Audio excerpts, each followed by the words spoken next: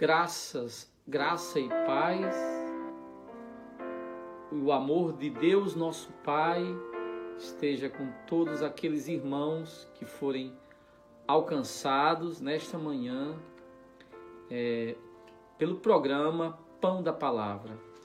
Gostaria de começar dizendo que eu celebrei a Santa Missa e pedi ao Senhor que abençoasse especialmente aqueles que iriam ser alcançados por esse programa. Então, de modo que já vos coloquei em minhas orações, especialmente na Santa Missa. Hoje pela manhã, nós rezamos as laudes e um versículo me chamou a atenção e eu pensei, eu acho que deveria começar o programa com esse versículo do Salmo 143, que diz: Fazei-me ouvir teu amor pela manhã, pois é em ti que eu confio. Indica-me o caminho a seguir, pois eu me elevo a ti, ó meu Deus. Fazer cedo pela manhã, conhecer o teu amor e pedir a Deus que nos mostre o caminho a seguir. Pois bem, amados irmãos, nós iremos ouvir a santa palavra de Deus, o santo evangelho, que exatamente irá nos indicar o caminho a seguir, a vereda, a via que nós teremos que seguir. Então vamos iniciar esse programa, Pão da Palavra, com uma pequena oração, antes de proclamarmos o santo evangelho. Em nome do Pai, do Filho e do Espírito Santo. Amém. Senhor, sejam bem aceitas as palavras da minha boca e o meditar do meu coração. Ó Senhor, rocha minha e redentor meu. Em nome do Pai, do Filho e do Espírito Santo. Amém. E eu gostaria que você, ao fazer seus comentários, pudesse dizer de onde você está nos ouvindo. É bonito ouvir e perceber o alcance da palavra de Deus. A tecnologia nos permite alcançar lugares tão distantes, mas ao mesmo tempo tão unidos pela fé, unidos pela fé em nosso Senhor e Salvador Jesus Cristo. Você pode dizer de onde você está nos ouvindo e, se possível, também compartilhe essa live para que possa alcançar outras pessoas. Alguns irmãos têm dado um feedback de o quanto o Pão da Palavra, essa meditação, tem ajudado. Pode ser que ajude a outros também. Você pode nos ajudar nesta tarefa simples, mas ao mesmo tempo tão importante. Proclamemos o Santo Evangelho. O Senhor esteja convosco. Ele está no meio de nós. Proclamação do Evangelho de nosso Senhor Jesus Cristo, segundo João. Glória a vós, Senhor. Depois de lavar os pés dos discípulos, Jesus lhes disse: em verdade vos digo, o servo não está acima do seu senhor, e o mensageiro não é maior do que aquele que o enviou. Sabeis isto, e o puserdes, se sabeis isto, e o puserdes em prática, sereis felizes. Eu não falo de todos, eu conheço aqueles que escolhi, mas é preciso que se realize o que está escrito na Escritura. Aquele que come o meu pão levantou contra mim o calcanhar. Desde agora vos digo isto, para quando acontecer, a fim de que quando acontecer, creiais que eu sou. Em verdade vos digo, quem recebe aquele que eu enviar, recebe a mim. E quem recebe aquele... E quem me recebe, recebe aquele que me enviou. Palavra da salvação. Glória a vós, Senhor. Amados irmãos e irmãs, nós vamos iniciar agora esta meditação sobre o Evangelho de São João, a perícope do Evangelho de São João, capítulo 13, versos 16 a 20. Primeira informação a ser dada sobre essa passagem é que ela se encontra em uma parte do Evangelho que nós chamamos o Evangelho da Glória. Só retomando algo que já dissemos em outras ocasiões aqui. O Evangelho de São João pode ser dividido em duas partes. O Evangelho dos Sinais e a segunda parte, o Evangelho da Glória. Essas duas partes, ela primeiro é precedida do prólogo, aquele cântico que abre o Evangelho, o prólogo do Evangelho de São João, e depois tem um apêndice final. Todavia, essas duas estruturas, o Evangelho dos Sinais, onde nós ouvimos os relatos dos 7 milagres que Jesus realizou e que foram registrados ali no Evangelho para indicar quem ele era, de onde veio, qual a sua missão. E agora nós iniciamos a partir do capítulo 13, o Evangelho da Glória. Ali onde Jesus realiza, onde Jesus apresenta a essência do Evangelho, a sua mensagem central, onde ele realiza o ato fundamental. Enquanto até o capítulo 12, Jesus fala e diz palavras que apontam. Ali no Evangelho da Glória nós temos a realidade, os ensinamentos mais importantes, o ensinamento central, o ato central, ou seja, a cruz e a ressurreição. Pois bem, tendo dito isso, situando essa passagem dentro da estrutura do Evangelho de João, digamos algo fundamental, o texto litúrgico começa com uma frase que não está propriamente no texto bíblico, dizendo que Jesus disse essas palavras depois do lava-pés. Então, nós podemos situar com precisão o momento histórico em que Jesus nos diz essas palavras, logo após o lava-pés. Nós recordamos aqui também que esse relato do lava-pés é uma informação exclusiva do Evangelho de João, enquanto que nos evangelhos sinóticos, no Evangelho de Mateus, Marcos e Lucas, nós temos a descrição da última ceia. No Evangelho de João, nós temos apenas a informação de que ela aconteceu. E em vez de descrever a ceia, João descreve o lava-pés, o momento do lava-pés. João apenas fala que a ceia aconteceu, mas não a descreve. Isso aqui é uma particularidade do Evangelho de João. Até uma curiosidade, se alguém for a Recife, nós temos uma igreja em Recife, nós frades capuchinhos, temos a paróquia do Pina, onde o pároco colocou 2 vitrais, mesmo no altar, 2 vitrais. Um seria dos evangelhos sinóticos, o momento da ceia. O outro vitral foi o vitral do lava-pés.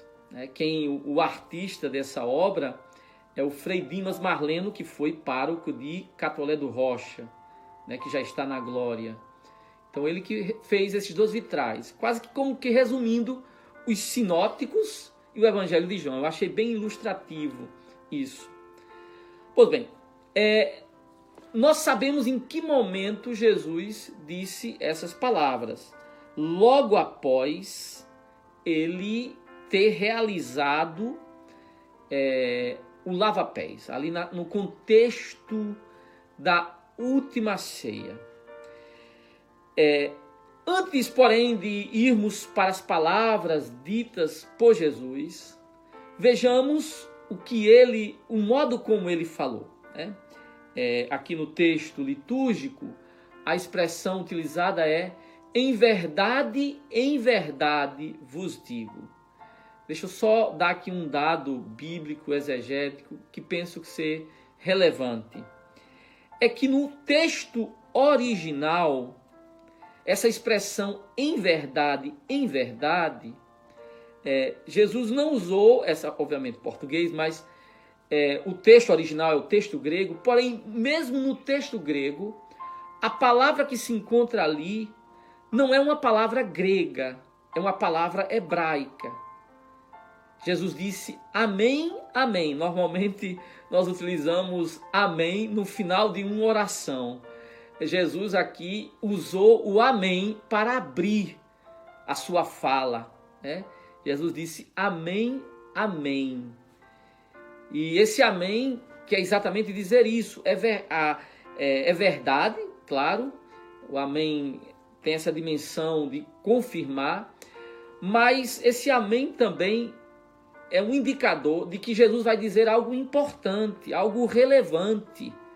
Jesus começa com essas palavras aqui nos textos gregos, aliás, no inglês, eles normalmente traduzem essa expressão amém, amém, solenemente vos declaro, para dizer que Jesus vai fazer uma declaração solene. Ele não vai dizer qualquer coisa, ele vai dizer algo relevante, algo importante, algo de extrema relevância. Então, o que é que Jesus disse, né? Ele não está dizendo qualquer coisa, ele está dizendo algo central para a nossa vida de fé. Ele nos diz exatamente isso. O servo não é maior do que o Senhor, nem o enviado maior do que aquele que o enviou. Amados, essas palavras de Jesus, elas devem ser fruto de muita meditação nossa, porque ele diz, o servo não é maior do que o Senhor. Ele está dizendo algo óbvio, mas o fato é que a obviedade das coisas nem sempre é percebida por nós. Vamos dar um exemplo simples. Nós nos escandalizamos como cristãos quando nós padecemos um sofrimento. Quantas vezes ficamos escandalizados imaginando como é possível, Senhor, que eu sou um teu servo fiel, eu faço bem, eu não faço mal, eu faço coisas boas, eu faço caridade. E como é que eu estou passando por essas dificuldades? Talvez devêssemos recordar essas palavras do Senhor. Um servo não é maior do que o Senhor. Ou seja, se aquele a quem servimos padeceu sofrimentos, carregou a cruz, como nós podemos esperar que o nosso caminho seja diferente? Nós não somos maiores do que ele. Ele abriu o caminho e o caminho dele é esse. O caminho do Senhor é o caminho da cruz. Então aprendamos com essa palavra, o servo não é maior do que o Senhor. Eu lembro que o povo sempre costuma dizer, sempre que passa por um sofrimento, o povo sempre diz, mas sofreu Jesus. E isso é importante recordarmos. Mas sofreu o Senhor. Se o Senhor sofreu, quem sou eu para querer ficar isento do sofrimento e dos percalços da vida? Acho que é uma coisa que precisa ser sempre recordada a todos nós. Depois o Senhor usa uma palavra para falar dos seus seguidores. Servo. O servo não é maior. Deixa eu dar uma explicação também igualmente exegética aqui. A palavra utilizada por Jesus, servo, que aqui é traduzida por servo, A palavra que está no texto original é a palavra doulos. Doulos, o servo. Rodulos.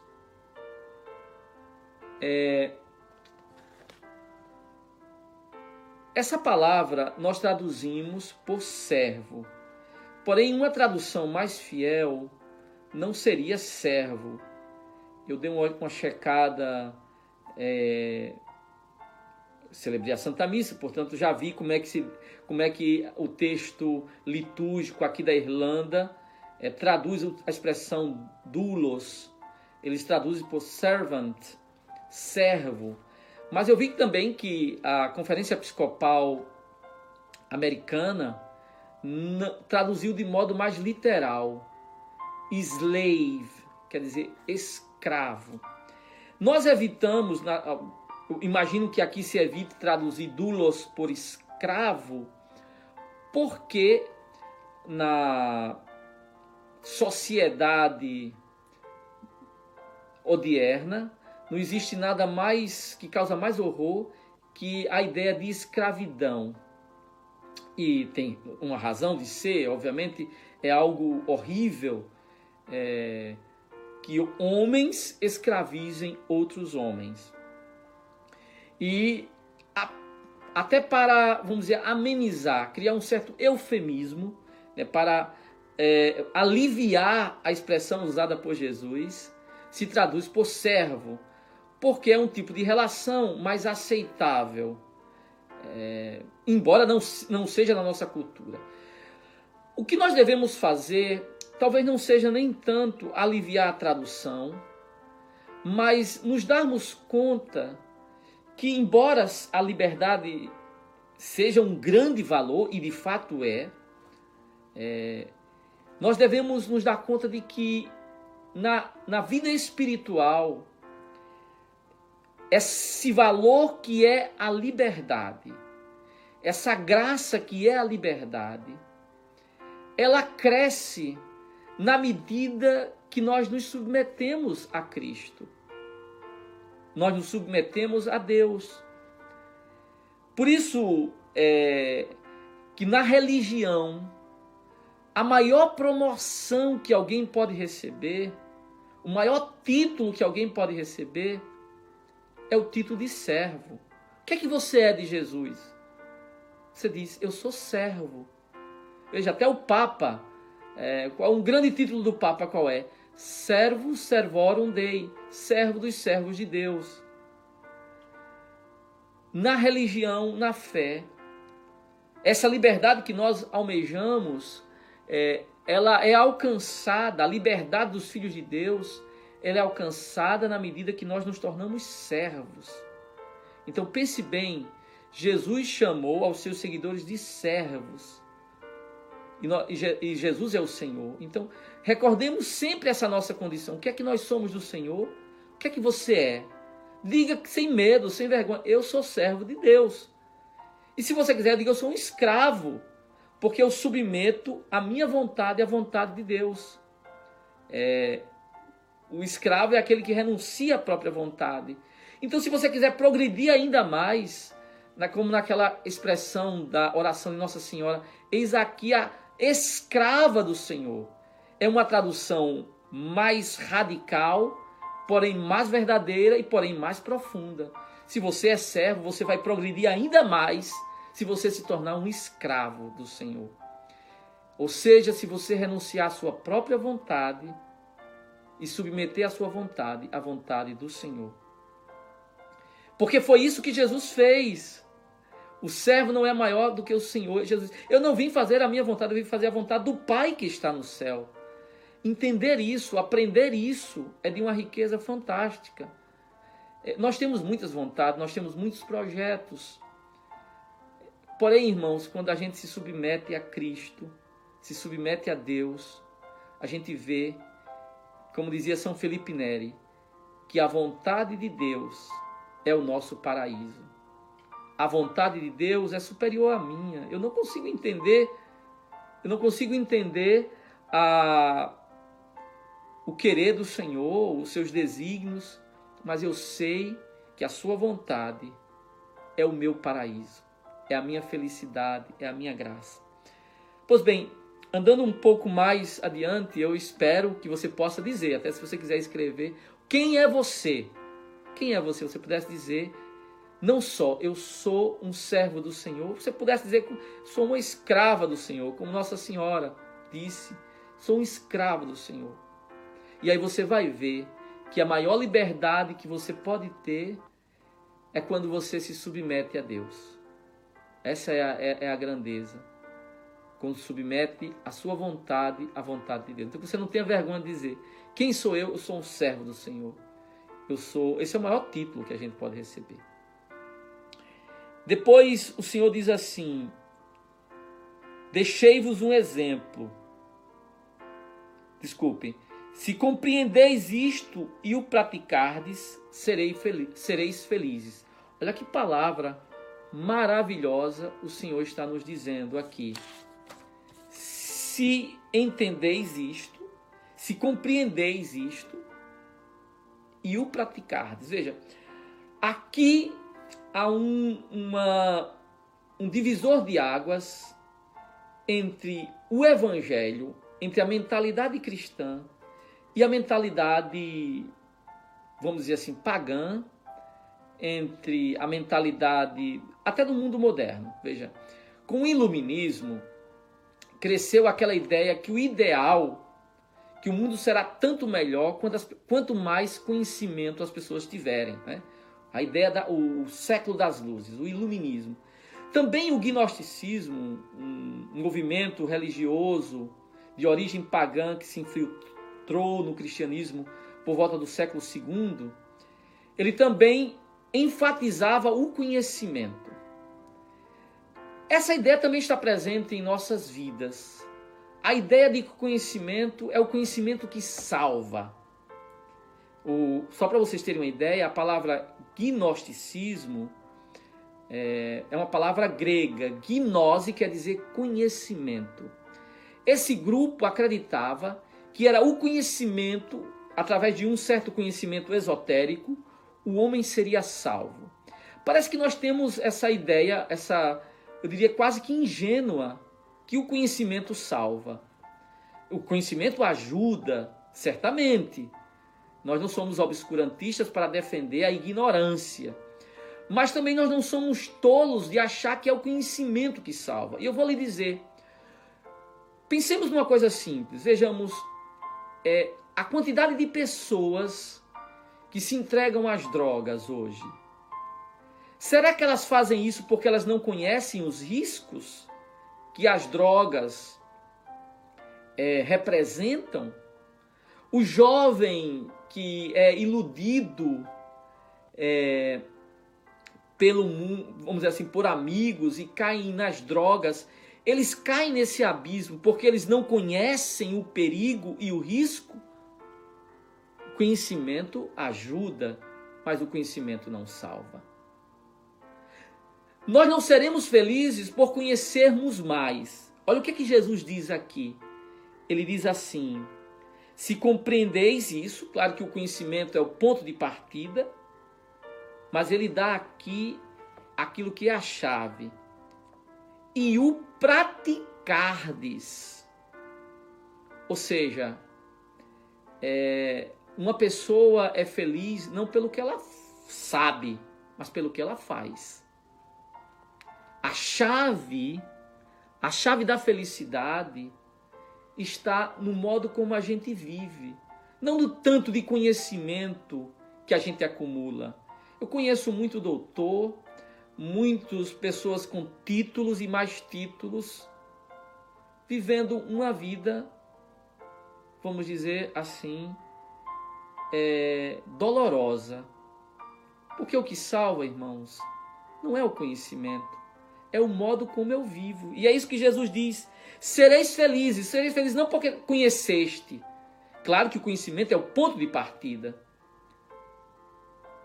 mas se o praticardes, ou seja, se esse conhecimento que eu adquiri, eu colocar em prática, esse conhecimento vai me trazer felicidade.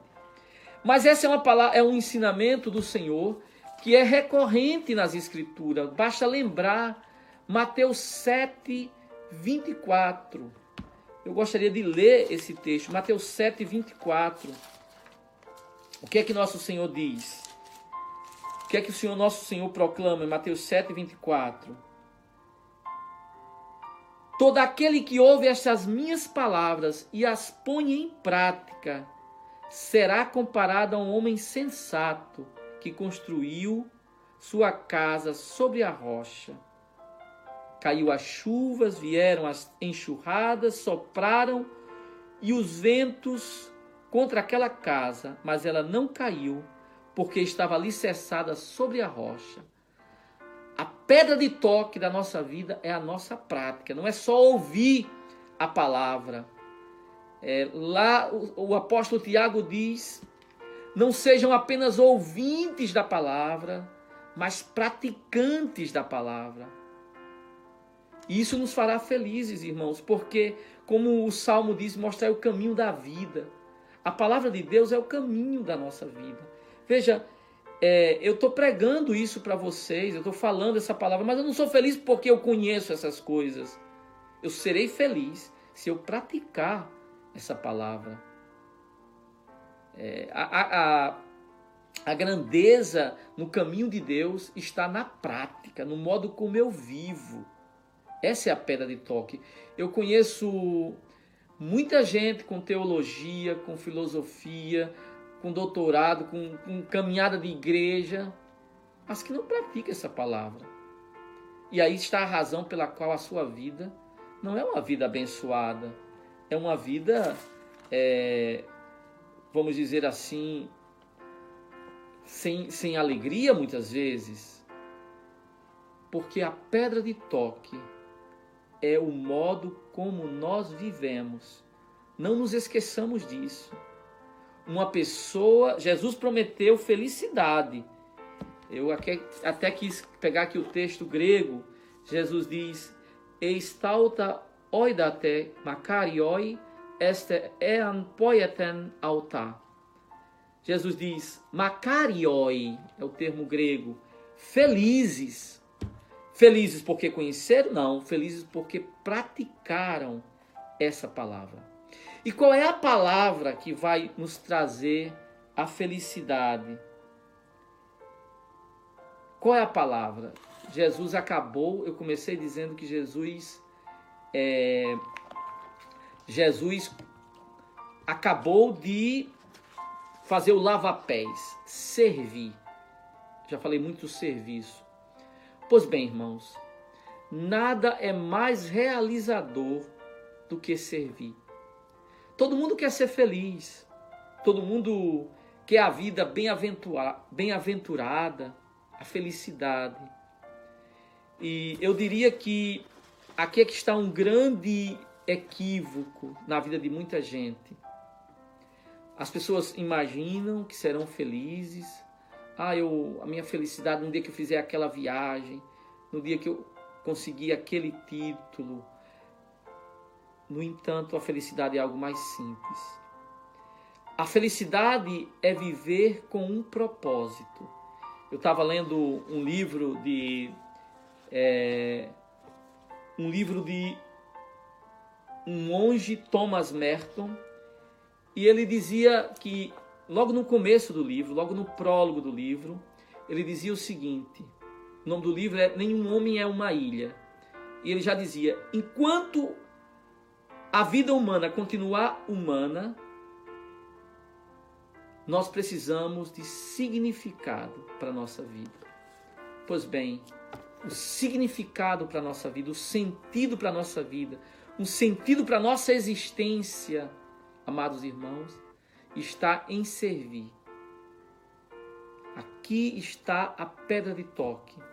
Foi esse ensinamento precioso que Jesus nos deu. Aprendermos que a felicidade da vida se encontra em servir. E descobrir que eu sirvo a Deus quando eu sirvo aos irmãos, quando eu sirvo ao próximo. Descobrir que o sentido da minha vida não está em mim mesmo. Deus não me criou para mim mesmo. Deus me criou para os outros.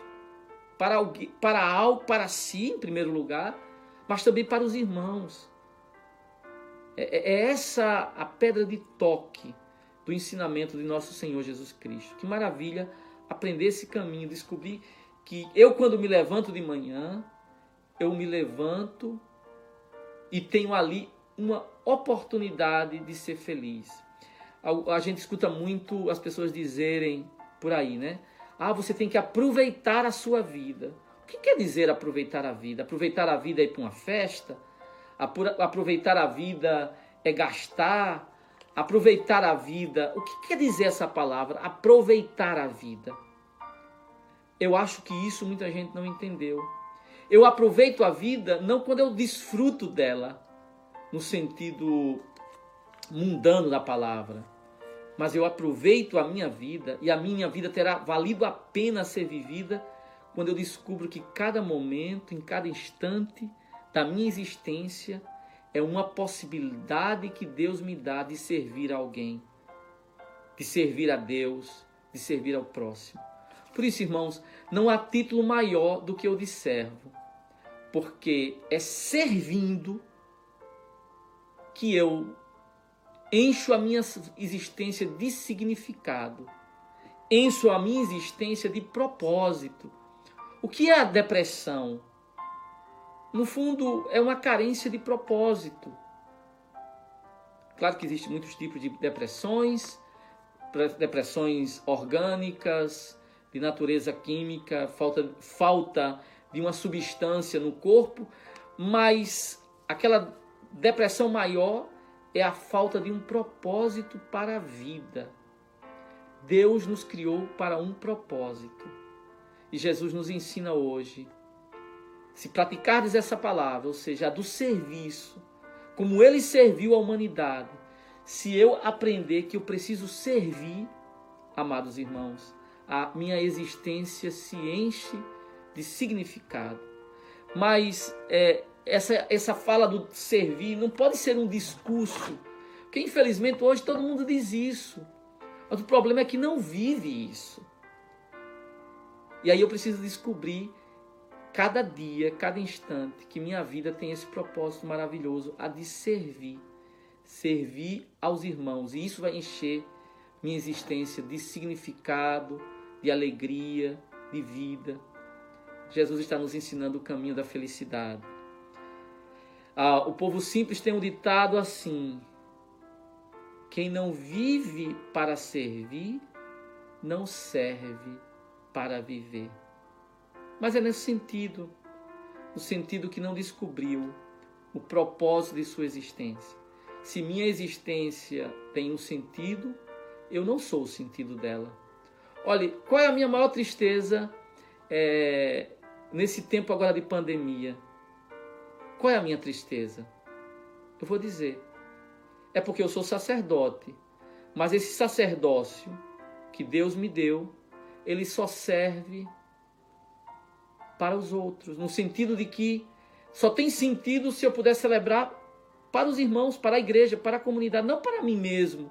Eu não fui constituído sacerdote para mim mesmo, mas para o povo. E assim é tudo que você tem. Todo dom que você recebeu. Todo mundo recebeu um dom de Deus. Mas não para si mesmo, para o outro. Que adianta você ter uma bela voz se você não puder ajudar a cantar e ajudar os irmãos a cantarem na igreja? Para que serve?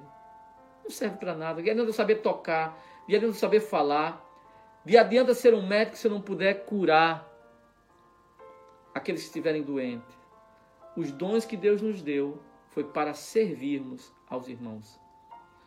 Que nosso Senhor nos ajude, amados, que o Senhor nos ilumine, que nós aprendamos. Você está acordando hoje, sobretudo no Brasil. Quem está aqui na Irlanda já vai dar 11 horas, mas no Brasil vai dar 7, estão começando o dia. Sobretudo quem está no Brasil, se lembre de uma coisa: você se levanta para servir. Que tudo que você fizer seja com esse propósito de servir, de ajudar, na medida do seu possível, mas servir. É isso que vai te fazer feliz. É isso que vai dar sentido à sua vida. O egoísmo não é um amor a si mesmo. Egoísmo, no fundo, é um desamor a todos. Porque eu me amo quando eu amo os outros. Eu encho minha vida de sentido quando eu sirvo os demais. Que o Senhor nos ajude e que essa lição preciosa que o Senhor nos dá, Ele que lavou os pés e disse, como eu fiz, façais vós também. Vamos pedir que o Senhor nos ajude e que nós comecemos esse dia com esse propósito, o propósito de servir. Deus lhe deu algum dom, coloque-o a serviço. E isso você vai estar aproveitando a sua vida. Não se esqueça desse ensinamento. Vamos agora fazer a nossa oração final. Rainha do céu, alegrai-vos, aleluia. Porque aquele que merecestes trazer em vosso seio, aleluia, ressuscitou como disse, aleluia. Rogai a Deus por nós, aleluia. Alegrai-vos e exultai, ó Virgem Maria, porque o Senhor ressuscitou verdadeiramente. Ó Deus, que vos dignastes alegrar o mundo com a ressurreição do vosso Filho, nosso Senhor Jesus Cristo, concedei-nos, vos suplicamos, a graça de alcançarmos a proteção da Virgem Maria, sua mãe, a glória da vida eterna, pelo mesmo Cristo, nosso Senhor. Amém. Eu vou dar agora uma bênção e gostaria de dizer a você que essa bênção é para lhe fortalecer no serviço. Eu conheço filhos que cuidam dos seus pais doentes. Que lindo, que bonito. Eu visitava os doentes, eu ficava encantado quantos filhos cuidando dos seus pais, com tanto amor, com tanta generosidade. As mães que cuidam dos seus filhos, servindo os doentes, os pobres. Vamos receber uma bênção para nos confirmar nesse propósito e nessa missão que o Senhor nos deu. O Senhor esteja convosco, diga amém. Mostre a sua face e tenha compaixão de vós. Volva para vós seu olhar de Pai e vos dê a sua paz. Abençoe-vos o Deus Todo-Poderoso, Pai, Filho e Espírito Santo. Amém. E eu queria também dar um pequeno exorcismo de Santo Antônio para exorcizar do seu coração uma tentação. Porque o salmo que eu li hoje de manhã, 142, dizia: o inimigo persegue a minha alma, ele esmaga no chão minha vida e me faz habitante das trevas, como aqueles que há muito morreram. Já em mim o alento se extingue e o coração se comprime em meu peito. Qual é a perseguição do inimigo? Sobretudo para quem já está servindo com amor. É aquela tentação de achar que está perdendo a vida porque está servindo. Isso é uma tentação. Satanás está te provando. E eu vou dar essa bênção, pedindo ao Senhor que exorcize essa tentação de achar que você está perdendo a vida porque está servindo alguém. Porque acha que servir a vida é festa, é balada, é viagem. Não, isso não é. Isso é bom, não vou dizer que é ruim, mas não é o melhor da vida. O melhor da vida é quando a nossa vida tem sentido para outros. É quando a nossa vida pode abençoar outras pessoas. Esse é o melhor da vida. Então, recebe essa bênção e diga amém. Eis a cruz do Senhor. Afaste de vós todos os inimigos da salvação. Pois venceu o leão da tribo de Judá, descendente de Davi, Jesus Cristo, nosso Senhor. Amém. Um dia abençoado a você, amado irmão. Que Jesus te ilumine e te proteja hoje e sempre. Amém. Louvado seja nosso Senhor Jesus Cristo.